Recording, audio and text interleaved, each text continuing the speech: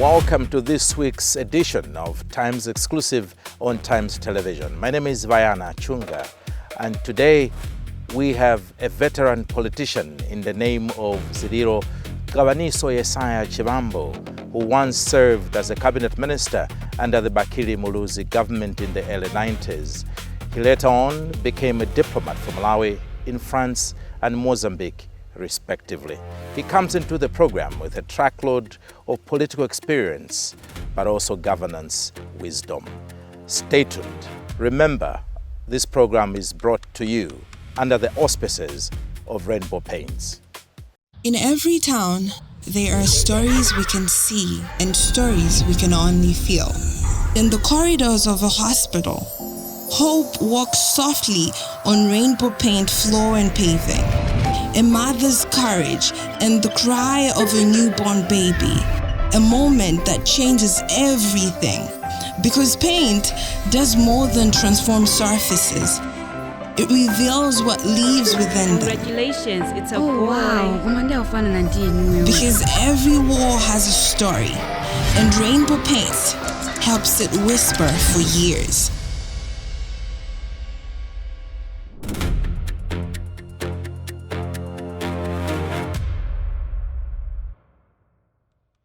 Mr. Chibambo, welcome to Times Exclusive. I saw you speaking on public rallies for the UDF in the early 90s, and you were one political heavyweight at the time, very vocal and very candid on political issues. And I hope that you'll be very candid with the issues that I'll raise in this program. And to begin with, when you look back into the early 90s, Malawians fighting for multi-party democracy, is this the democracy that you were fighting for? Has Malawi benefited from the change and from the transition that you fought for? Or rather, we've been given a raw deal in the name of multi-party democracy? The democracy that we promised our people is not what I am seeing happening now. The original democracy, as we were fighting against one-party state, was one, people to be able to express themselves where they felt things were going wrong, which never existed. And as such, this was one of the biggest influence of all of us to say we must bring change. Malawians must be free to express themselves wherever they think things are going wrong. And that is one of the key things that influenced most of us to say we must help in bringing this change. Secondly, the wealth of this country was in the hands of very few people in the country. And as such, we are looking at how best we could spread the wealth up to down level, up to the village level. And that was one of our major plans under UDF government, that money must filter through to the lowest people in the rural areas. As you can see and remember that when UDF came into power, for the first time, people started building houses with iron roofs, people started buying cars, people started having properties, because before then, for anybody to have property, questions were always raised. Where did he get the money from? Did he get this money from the rebels in Tanzania or from Zambia or from overseas? But we loosened up the people of Malawi to be able to point at an airplane with their finger without fearing that anybody is going to question their stand or their question as to how certain things are done in the country. So, in short, Vayana, I can say our biggest role was to give a Malawian a chance to be able to speak where he or she thinks things are going wrong. So we gave that chance to the people of Malawi. You can see, as of today, this is one, as far as I'm concerned, this is one of our major achievements. People to be able to speak, to criticize, to question the leadership, wherever the leadership is going wrong. Well, but taking you back to the question that I posed, when you look at the quality of the vision that you had for Malawi in terms of democracy and what we have now, I think I'd asked earlier on to say, is this the democracy you were envisioning? No. Or where have we missed the point? No. So you've talked about the freedoms and what has been achieved, well and good, but where have we missed it? Because you hinted that this is not the democracy we're fighting for. Yes, it's true. Ayana, things have changed so much. And one of the major things that I have seen ever since I got involved myself in the politics of change, the group that has come out of the democracy that we fought for, they are self-centered. In politics, when you go into politics, the whole aim is to see that the lives of our people in the country improve, change for the better. But is this what we have achieved since the multi-party democracy came into Malawi? The lives of our people have completely gone down. We are even worse off than we were the time of change.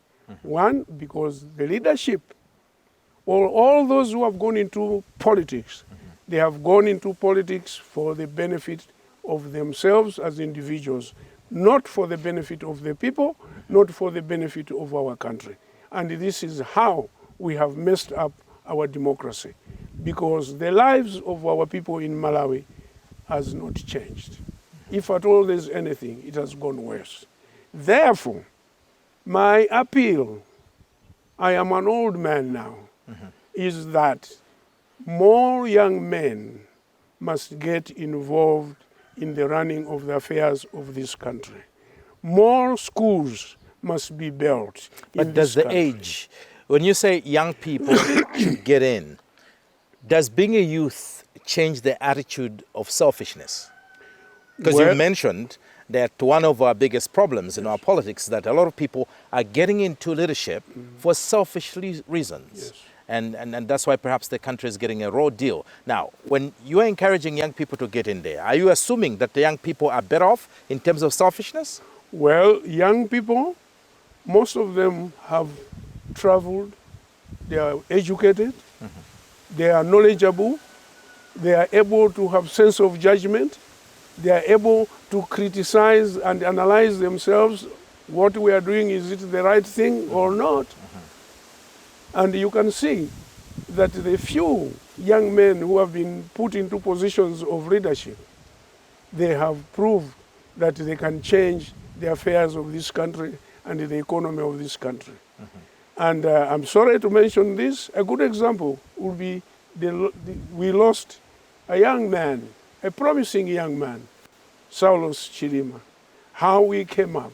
He was a shining star. He was a hope for the youth of this country. And I am sure when I talk of involving the youth into high decision-making positions in the country, this country will change. Now, talking about politicians who are letting this country down because of their selfishness, how come people seem to continuously vote for the same leaders? We seem to have a cycle where these old politicians that you're referring to, they get in the government, they get out of government. It's the same people, whether it's at a constituency level, whether it's at a cabinet level. It's the same names over the last 15, 20 years, some of them over 20 years that are still in parliament. So are Malawians not aware what they should do to get rid of this crop of selfish people? Diana, when I have an opportunity to discuss issues with younger men, I have told them plainly, the old guards are not going to let the young generation to come up and take up their positions. But I have said, keep on pressing, because old guards, they want to maintain that status quo. And don't give up, keep on pressing. Time will come, they will be able. At the moment, we're all getting old and eventually we'll phase out. But don't give up. Young men must be put in positions of authority where they can participate fully as to how we can run this country. It's not going to be easy, but the young men should not give up. And Bayana, what I can say to add on top of that is, as a country, Malawi has the lowest rate of what you call educated people in the country. Literacy. So as a country, a key area is education. We must have an educated elite in this country who will be able to analyze things. At the moment, because of the low illiteracy rate in this country, people think when leadership says something, they have to follow it. It's because the sense of analyzing is not there. So one, education is key. Countries all over the world which have done well, a key to their success is education. So this country must build as many primary schools, must build as many secondary schools, must build as many public universities. Once we have a knowledgeable community, a knowledgeable nation, things will change in this country. You can just imagine, during the last election, people were promised the sky, thinking that things will change just overnight. Instead of politicians being open to say, yes, we will bring change, but change will not come instantly. It will be a slow process so that the people are able to understand. But the presentation of politicians to these issues were that as soon as there's change of government, MCP is out of government, DPP is in the government, the same day prices will go down. Everything will go down. Petrol will be there. Food will be there. Economy will change overnight. It's all this is taking advantage because of the poor understanding or poor understanding of issues of our people. So we can tell them anything and they get away with murder. Have things really changed because the government has changed? No, they haven't. The only thing that has changed is the price of maize. But what are the farmers saying? You have reduced the prices of maize, but will the farmer make money? Is this country going to have more farmers to go into farming to grow maize when they know clearly the prices of maize are going to be sold at the prices they are going now? No. What about fuel? What about forex? What about corruption? All these things have not changed. It's the way it was yesterday, it's the way it is going on now. But if you have got an educated elite in the country, these things cannot happen because people will challenge. People will challenge and say, no, you cannot come here at a public rally to tell us we will dig wells of petrol and you people will get free petrol when it's not possible. Now, you were a cabinet minister at a very critical stage of this country's transition into multi-party democracy. If my memory serves me right, you were Minister of Youth, Sports and Culture, you were Minister of Labor and Manpower Development, you were Minister of Natural Resources, and finally you became Minister of Health. Yes. Now, so you were definitely part of the change in this country. Yes. If you look back, where do you think you could have done better? Don't you think that the seed, the foundation that you laid also was faulty and was weak? Because you had a chance to put up a foundation which latter governments, would have built on. But somehow it seems this problem has been there. Yeah. Going back, what would you have done better as the first multi-party democracy government? Bayana, the change that came, nobody expected it to come. What do you mean? It was not easy to dismantle the rule of Malawi Congress Party in this country. Okay. And as such, we did not look in many areas if we change the government, assume we win the government. what are the major things that we had to get or we had to engage ourselves in. The most area we looked at was give the people a freedom to speak. All other areas, yes, economy and things like that, yes, we should have, and we did partially, but we didn't do the best we could. But we had laid a foundation that we could improve this country. When we became ministers, most of us were businessmen. Yes. And I remember the first cabinet the first had cabinet a was, number of business people. they were all businessmen. Is that because you were pouring money into the UDF for the campaign? We financed our own campaign.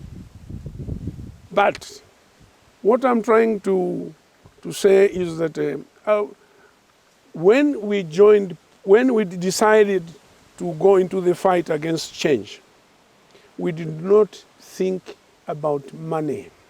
We did not think about our positions. We did not think of the benefits that ourselves individually will get. I'll give you an example. I was running my own company, and this company was paying me 10,000 kwacha, free cook, free gardeners, free electricity, free water.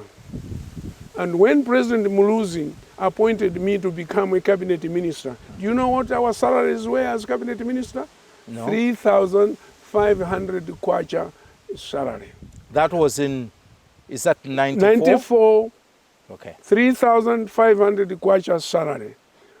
And then 500 kwacha entertainment allowance.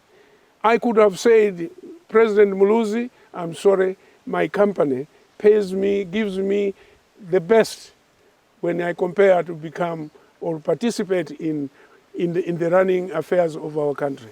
But we said, look here, personal benefits should be put aside. Let's put the affairs of our country, improvement of our country, the bringing of change of life of our people, that should be supreme. So we accepted to take up those positions. That is a sign that we did not put our personal interests in front. We put the interests of the country first. Let me tell you, as minister, my first portfolio, Minister of Youth, Sports and Culture. Yes. It was at the most difficult time because we had just destroyed the Youth League. We had just destroyed the Young Pioneers. Yes, the Malawi Young Pioneers. Malawi Young Pioneers. And that was one of my major responsibilities. How do we incorporate or bring change now that the youth, we have closed the youth movement, which did a lot of things in this country. Agriculture, engineering, name it. Kamuzu had put strong foundation in giving opportunities to the youth. But when these two organizations were scrapped off, we landed into a very big problem. What are we going to do with our youth? Training programs that Malawi Young Pioneers were in place, they were all scrapped. Here we are today, we are crying. So what did you do? First of all, we had to resolve how we should handle. Some of them, as you are aware, were put on the government payroll. Yes. And we had to work a way of how these issues could be solved. Two, we made a mistake for scrapping some of the programs that were there.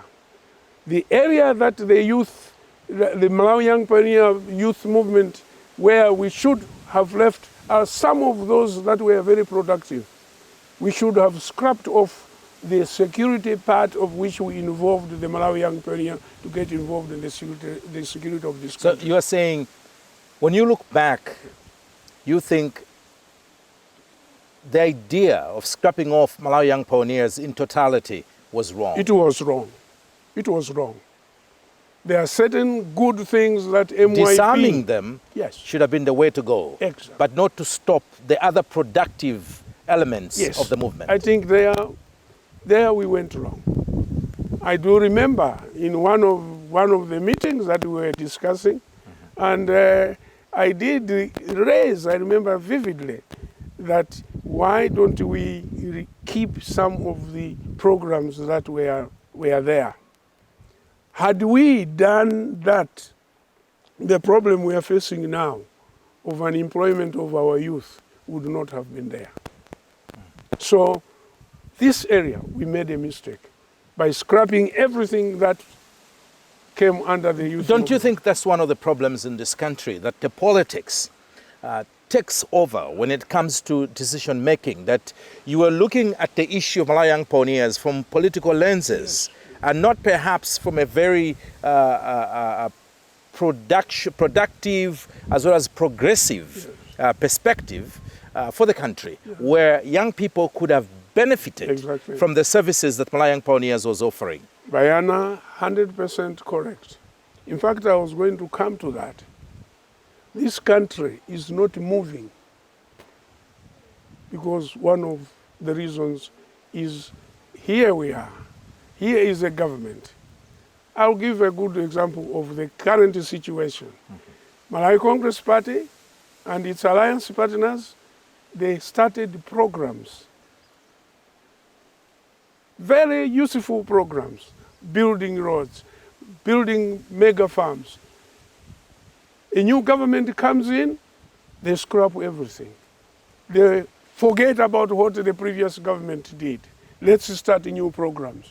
Now they're busy talking about Njakwa Road. They're talking about that road. They're talking about road. These programs were already there. It's a matter of the current government to say our colleagues stopped here and let's build from where our colleagues stopped. But that tendency is not there in Malawi. Scrap off of whatever programs the previous government did. Let's implement the new program. People must see that this is the new government. It's implementing new programs. How can a country develop? No. Why do politicians struggle with tolerance?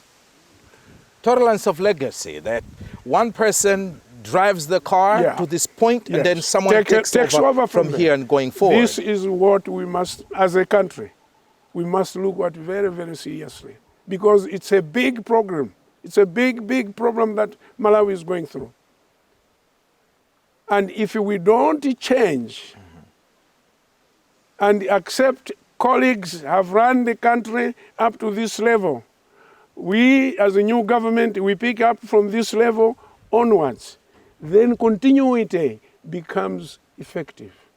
This is not there in this country. Akufuna zimene anayamba awa mukapitiliza zimenezi basi muoneka ngati inuyo mulibe nzeru okoma muyambe zanu anthu aone kuti chipani ichi chimene chili mboma ndi chimene chabweretsa maprogram. No, we cannot develop this country. In fact, this country is now in very, very big, serious problem. Economically, socially, we are in serious problem. And believe you me, I have said it in some other situations, this country needs the involvement of everyone. Don't look at which political party one belongs to. There are some people who don't even belong to political parties, but they have got the gentle. They have got the brains that they can contribute to lift this country to a level. Our country is so small. Malawi has got lots of intelligent young men and women. Let's forget about our party differences. Let's love Malawi. If we love Malawi, let's involve every Malawian with regardless of where he is coming from to participate in the development of this country. But we have a disease. We think the party that has come into power, the leadership of running the affairs of the country must come from the group, from the party that has won. This is not the situation in Malawi. We are in a very, very bad situation where every Malawian, where the opportunities must be involved. So it is up to the top leadership to accept to invite others. This country is completely going down. Let's sit down. How best can we develop our country? Mr. Chibambo, you are famous for having said, we are all corrupt in this country. You said that in Parliament in the early 90s. And I want your comment, because corruption is one big vice that is terrorizing this country. But for more on what you said then and how it applies to the scenario in Malawi now, after this short break.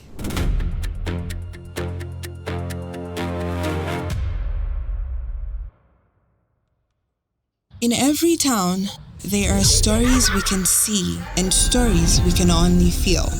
In the corridors of a hospital, hope walks softly on rainbow paint floor and paving. A mother's courage and the cry of a newborn baby. A moment that changes everything.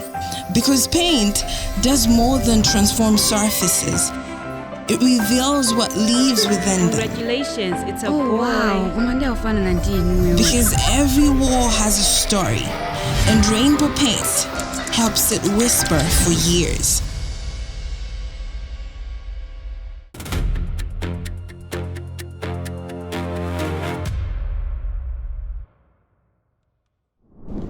Welcome back. You're watching Times Exclusive on Times Television. My name is Vayana Chunga, and our guest today is a veteran politician. His name is Zililo Chibambo, who was once a minister under the Bakiri Muluzi government in the early 90s.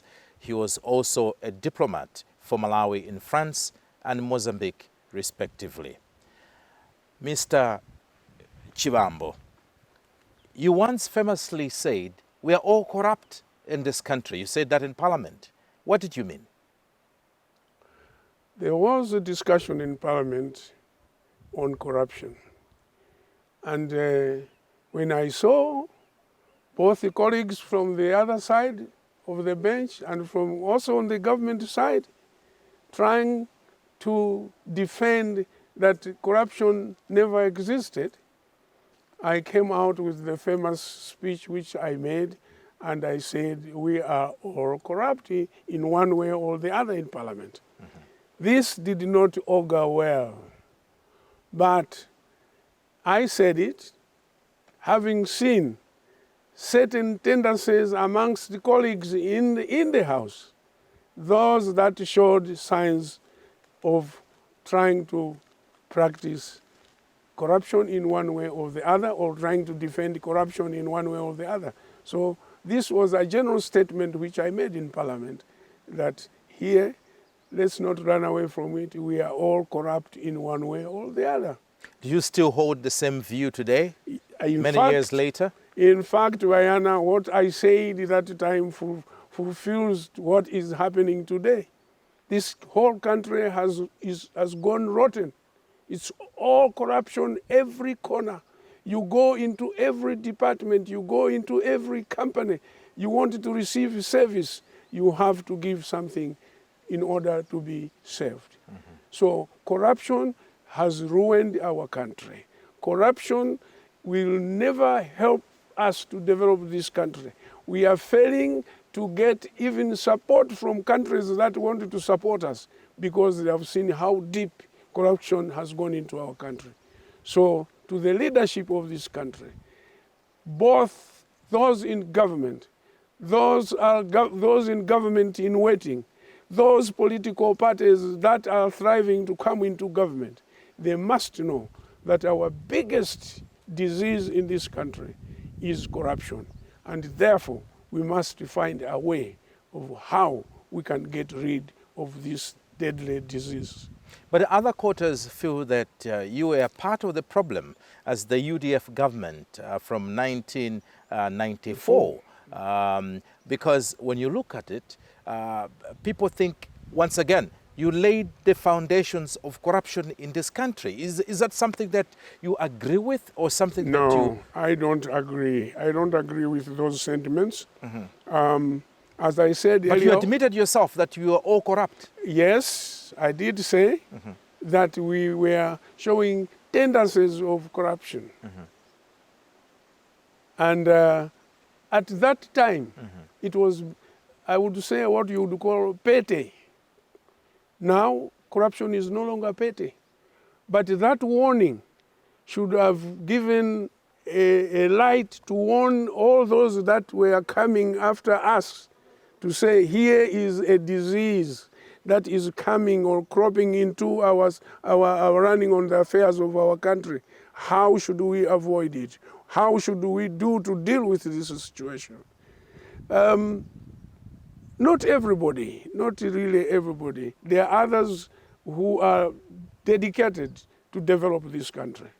But believe you me, Vaiana, 90% of the people in this country, including our own chiefs in the villages, have seen areas where chiefs, people own farms, the least farms. Chiefs, through corruption, are selling or giving money in order to sell part of the farm which is already on lease. These are happening with our chiefs.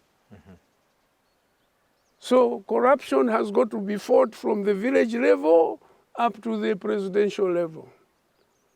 Otherwise... What do you think is the catalyst? Where is this coming from? Have we always been corrupt as a people, or this is something that has just, come up? Look, poverty contributes a lot into this situation. But it's possible to be poor and upright. Yes, it is possible. It is possible. But believe you me, Mayana, that poverty has also contributed so much to this situation. And if you have a nation that is living, or its standard of living is improving, it's very easy to curb corruption. But in a situation where few people have, corruption crops in. And sometimes, believe you me, my brother, corruption, if not tackled, forget about development. Nobody should cheat to say this country, under the conditions that we are going through now, that this country can improve. When corruption is so rampant in every corner, something drastic must be done. What is that drastic thing that government must do? Strong leadership. And how do you define strong leadership? Leadership must be able to make strong decisions. Those decisions, and see to it that those decisions are implemented. This is what is lacking at the moment. I don't think the leadership is putting its foot down enough. As a result, those below are taking advantage of such a situation. Can you be more specific in terms of what government can do to show exactly what you're talking about, being strong and vigilant against corruption? I'm sorry, I will say this, Rihanna. As we are now, we have top people in the government who are answering charges of corruption. Now, bringing them into government, do you think they can help in curbing corruption? No, no ways. But the law is clear that you are innocent until proven guilty. Yes, but yes.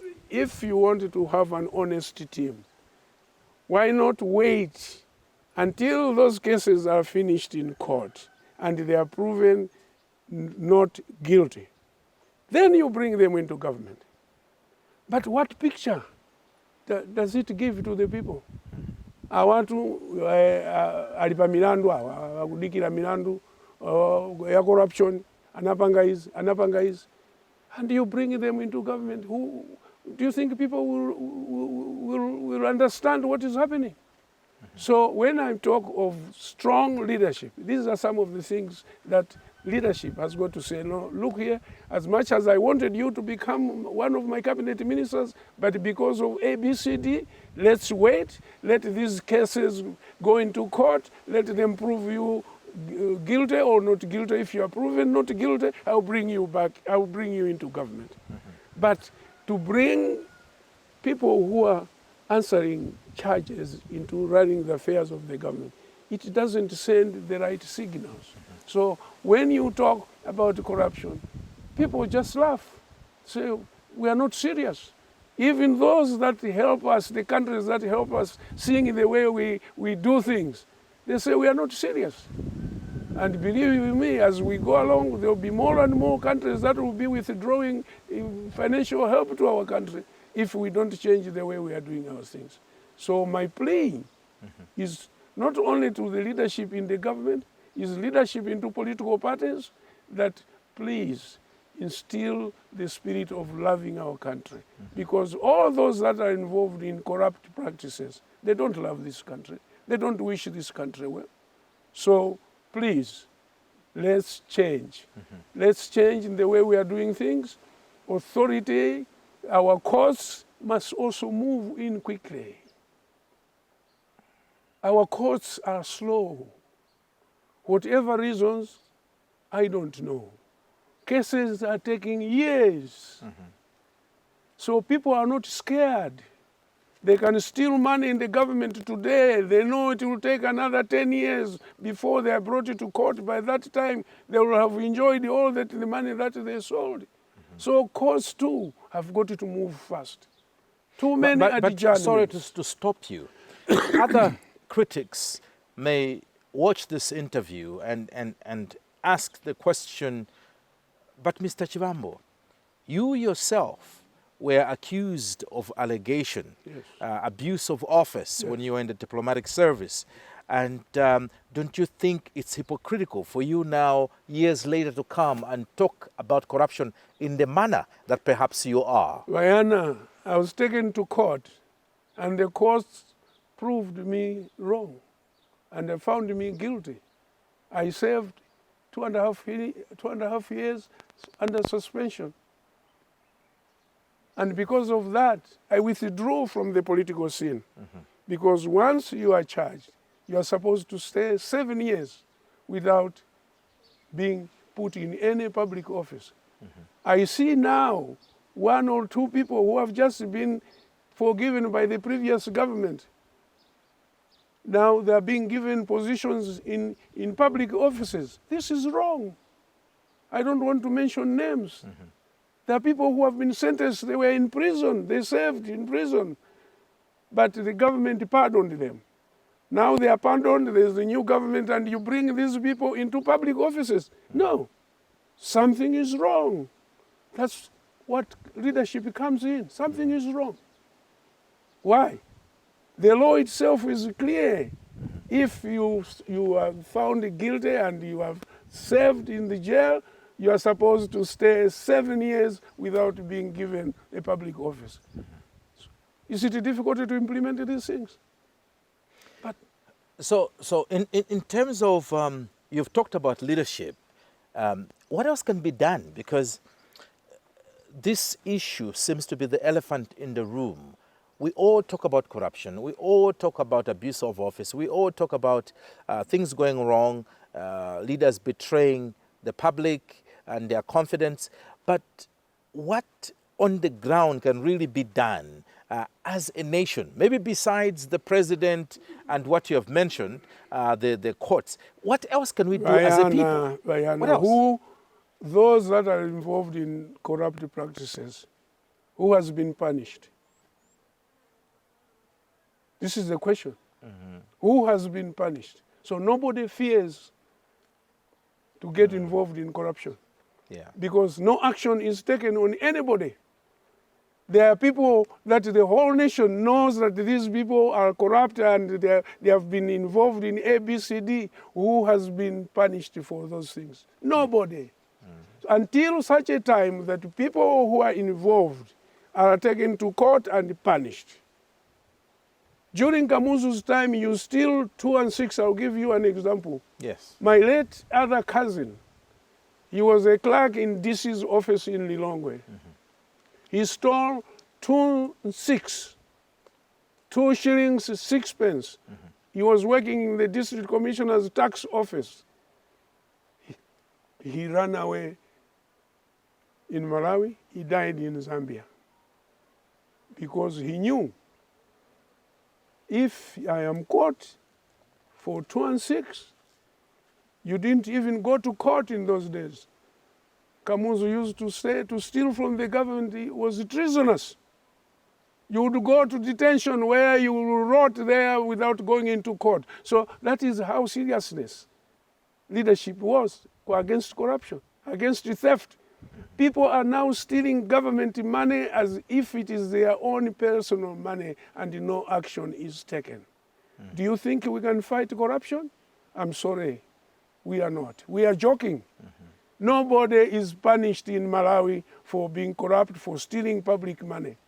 This country is losing billions. Look at what has happened in Marali's hotel. Clearly showing there's definitely something wrong, but people are trying to cover it up.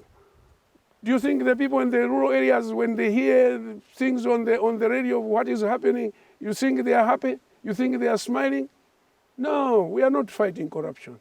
We are not serious in fighting corruption. Those that are found to be corrupt, they must be treated and action must be taken. And it must be seen that authority is exerting punishment on those that are involved. But what if the authorities are not exerting the punishments that you're talking about, whether it's judiciary or the executive? What role does the citizenry have in that case then?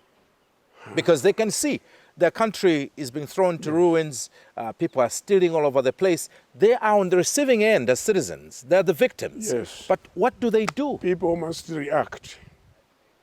What do you mean by people must react? We reacted against one-party system and we achieved it. There are so many ways of reacting. People reacted on 16 September 2025. They were shot. To achieve certain things, we have to fight for it. When we decided to fight against the one-party system, we knew some of us will go to jail. We knew some of us will be killed. But for the sake of the country, we said, as long as at the end of the day, we will achieve what we want to achieve. And there we are. We managed to defeat the one-party system. So people must be ready, must react. Malawians don't react to things. What I meant was on 16 September 2025, people went to the polls and voted, and they took away the MCP government with the hope that the new government was going to be to deal with the issues that were bothering Malawians, things like corruption, things like bad economy, things like high inflation, growing debts, both foreign and domestic, and what have you. And so that was a form of reaction, the democracy that you fought for. You told people you can react using the ballot. Exactly. How else should they react? Look, I wish I was young. I would have answered that question clearly. Okay. But I am an old man now. I'm an old man. You're guarded now. And I feel sad, Bayana. I feel very, very sad because there are things that are happening in this country that make me very sad. We feel as if we are people without feelings. That's why some of our neighboring countries call us dead people, because we don't react. When we see things are going wrong, we are so dormant. And as long as this dormancy continues, let's not talk of development. Let's talk of not improving the welfare of our people. Until the day that the leadership will start acting against those that are involved, and to be seen that we are really punishing those that are involved in these malpractices, Malawi will never improve. So my appeal to the leadership, the ruling leadership, leadership in all other political parties, let's sit down and come up with a combined strategy as a country to say, gentlemen, we have tried A, B, C, D, it is not working. Now, as a nation, what should we do? Let them find a solution. Because this problem is not only in the hands of those in power, it's everybody, every Malawian must get involved in order to change the status quo which we are going through now. I think these are some of the words of advice that I can give. And those in government, they will not look stupid because they have invited other people to say, look, our country is sinking. People will give them the highest respect for involving every Malawian to be able to sit down and say, gentlemen, we have a problem. We have tried ABCD, it's not working. As a nation, what should we do to improve and achieve better life for our country, better life for our people? Finally, you worked in the diplomatic service, both in France as well as Mozambique. And I know that you are someone who has a lot of interest, but also a lot of knowledge and experience of what it means to be a diplomat. What has changed between being a diplomat then and being a diplomat now? We know that this current government has cut down the number of people at a mission station to somewhere about 5 in an effort to cut down the expenditure that the country has towards its foreign missions budget. But in terms of quality, effectiveness, output, what has changed? Caliber of diplomats. Look at the group of caliber of diplomats who were sent to embassies during Dr. Banda's time. Look at the caliber of diplomats during my time. Look at the caliber of diplomats that are being appointed now. Then you analyze us, you'll find an answer. 2, cutting costs, yes. It is very important. One of the biggest diseases we have in this country or in our governments is how to control expenditure. At the moment, we want the small fish to help in reducing expenses. The big fishes, they don't want to get involved. Look at the vehicle. When DPP government was out of power, they talked a lot about MCP vehicles, the type of vehicles that the ministers, the statutory bodies were using. I would have thought immediately DPP came to government, they were going to sell all those vehicles and come up with reasonable vehicles. That has not changed. Some new vehicles have been bought, huge 8 VCs. They call them what? 8 cylinders? 8 cylinders. Yeah. But they're asking you and me to sacrifice. So expenditure control must start from the top. I remember when we went into government in 1994 under Bakiri Muluzi, we talked about cash budget. In cash budget, each minister was given 6,000 kwacha to run a government vehicle. If you used that 6,000 kwacha in 1 week, because you did not use it properly, you ran the government vehicle with your own money.